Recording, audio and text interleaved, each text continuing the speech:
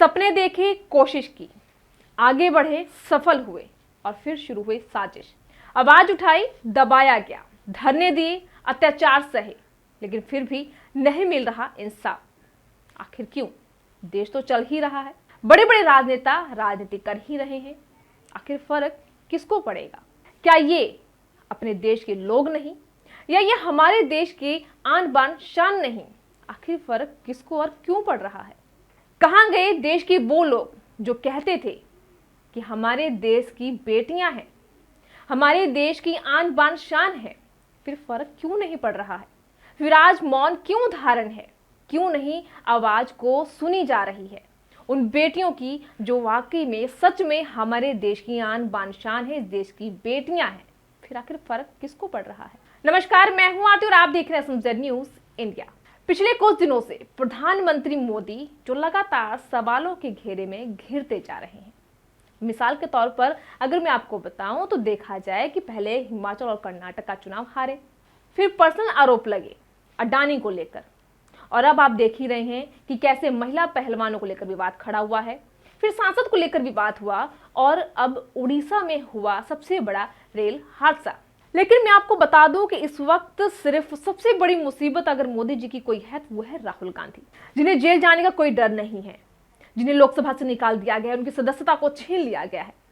वो बेखौफ हैं, बेखबर होकर मोदी को चुनौती दे रहे हैं। राहुल गांधी की बढ़ती हुई ताकत, उभरता हुआ व्यक्तित्व, बढ़ता हुआ समर्थन प्रधानमंत्री मोदी की चिंता और चुनौती बनता जा रहा है, या यूं कहें कि भाजपा सरकार के गले की हड्डी बनते जा रहे हैं। बात सिर्फ यही नहीं रुकती है। इस वक्त के दो सबसे बड़े सवाल हैं। पहला सवाल यह है कि क्या बृजभूषण को जेल होगी या नहीं, ये बाहुबली जेल जाएगा या नहीं, महिला पहलवानों को इंसाफ मिलेगा या नहीं, और दूसरा बड़ा सवाल है कि आखिरकार रेल मंत्री की इतनी बड़ी लापरवाही पर इस्तीफा क्यों नहीं लिया गया। जो सवाल हर किसी के जहन में कि आखिर बृजभूषण किस बात का फायदा उठा रहा है, उसकी दुखती रग कौन सी है जिसके कारण प्रधानमंत्री मोदी उसको इस्तीफे के लिए नहीं कह पा रहे हैं। मैं आपको उस बड़े खुलासे पर बात जरूर करूंगी कि आखिर वो तोड़ कौन सा है जिसका तोड़ मिल चुका है कि बृजभूषण को जल्द से जल्द जेल हो सकती है। लेकिन इससे पहले उस फार्मूले पर बात करें, उस सोल्यूशन पर बात करें, उस बात के खुलासे पर बात करें।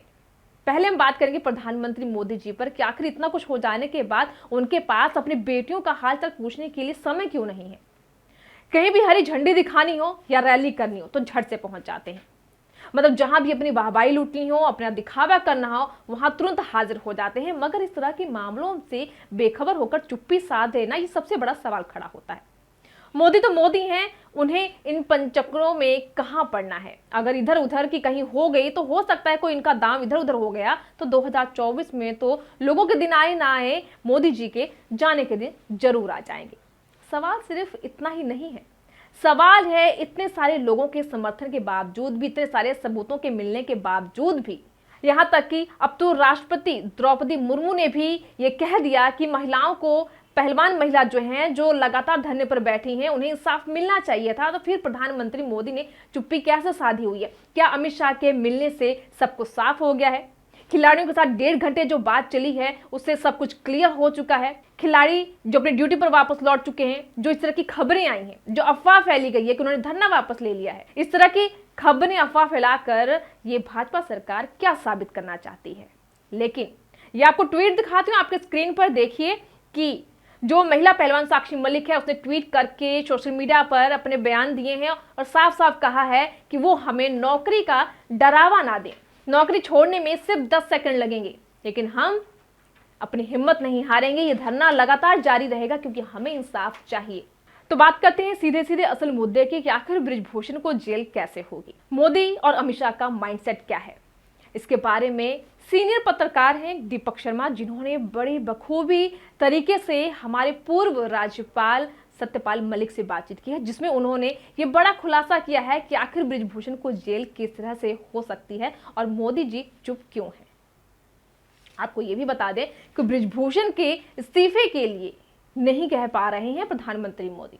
तो देखिए इस वीडियो में आपको दिखाते हैं कि ये जो सीनियर पत्रकार हैं उन्होंने किस तरीके से पूर्व राज्यपाल से बातचीत करी है। इसके साथ ही मैं आपको ये भी कहना चाहूंगी, जो भी दर्शक इस वीडियो को देख रहे हैं, इस वीडियो को इतना ज़्यादा शेयर करें ताकि ये वीडियो उन महिला पहलवानों तक पहुंचाई जाए, ताकि उन्हें इंसाफ मिल सके। अमित शाह और मोदी का जो माइंडसेट है उनके बारे में पता चल सके, और बृजभूषण के जो जिस चीज़ का वो फ़ायदा उठा रहा है, जिसको लेकर प्रधानमंत्री ने चुप्पी साधी, उन सब चीज़ों के बारे में उनको भी पता चल सके और दुनिया को भी पता चल सके। तो आइए आपको दिखाते हैं वीडियो।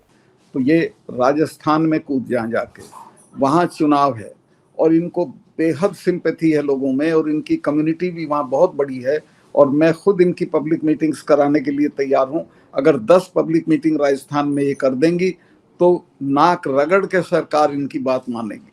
मतलब आपका ये कहना है कि मोदी और अमित शाह को तभी उनकी नींद टूटेगी जब पॉलिटिकली ये लड़कियां जो हैं कहीं ना कहीं उन पर प्रेशराइज। जी जी, इसके अलावा कोई भाषा नहीं समझते हैं। अभी ये वहाँ हार के आए हैं कर्नाटक में, अगर इनको लगेगा कि राजस्थान भी हार जाएंगे तो फौरन मान लेंगे बात। मैं एक चीज और समझना चाह रहा हूँ, क्योंकि आप मोदी और अमित शाह के साथ आपने काम किया, क्योंकि जम्मू कश्मीर का जो गवर्नर है सीधे गृह मंत्री से जुड़ा रहता है, प्रधानमंत्री से जुड़ा रहता है, और आप एक बहुत ही, मैं कहूँ, एक सीनियर मोस्ट डिसीजन मेकर थे जब आप गवर्नर थे।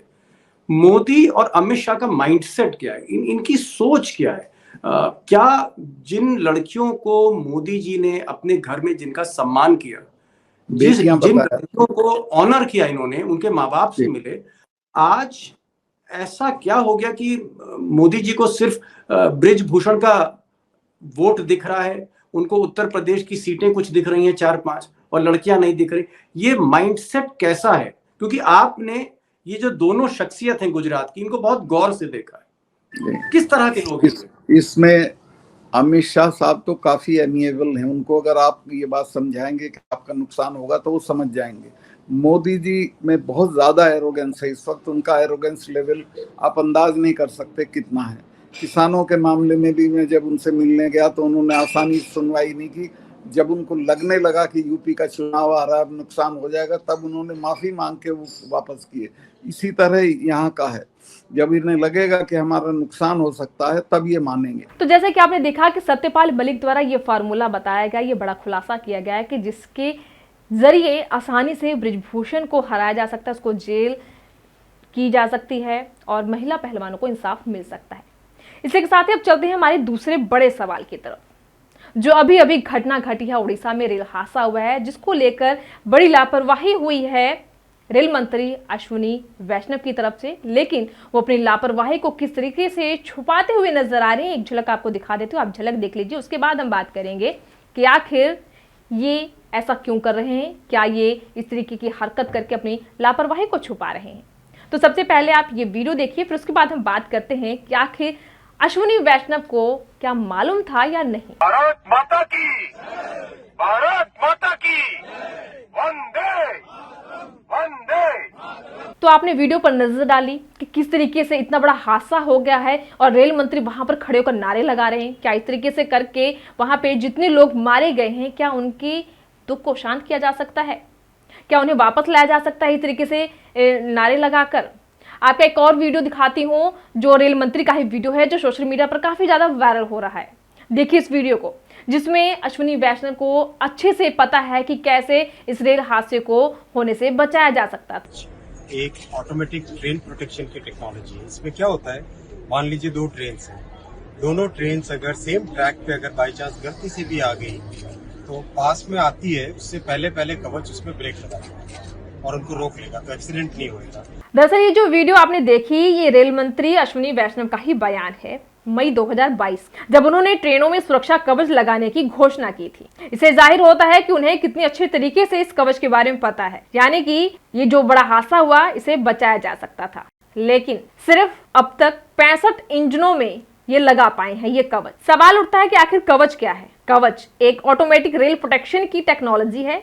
इसमें यह होता है कि मान लीजिए 2 ट्रेन गलती से एक ही ट्रैक पर आ गई, तो उसके पास आने से पहले कवच ब्रेक ट्रेन को रोक देगी, जिससे एक्सीडेंट होने से अब इस हादसे को लेकर पूरी दुनिया के लोग दुखी हैं और जो बड़ी खबर सामने आई थी इस हादसे को लेकर वो ये थी कि रेलवे जोन के principal chief operating manager Harishankar Verma ने इलेक्ट्रॉनिक इंटरलॉकिंग सिस्टम में खामियों के बारे में पहले ही आगाह कर दिया गया था। ये जो चिट्ठी लिखी गई थी ताकि रेल मंत्री इस चिट्ठी को देखकर जो भी उसमें कमियां पेशियां हैं उसे ठीक कर दे ताकि ऐसे बड़े हादसे होने से बचाया जा सके।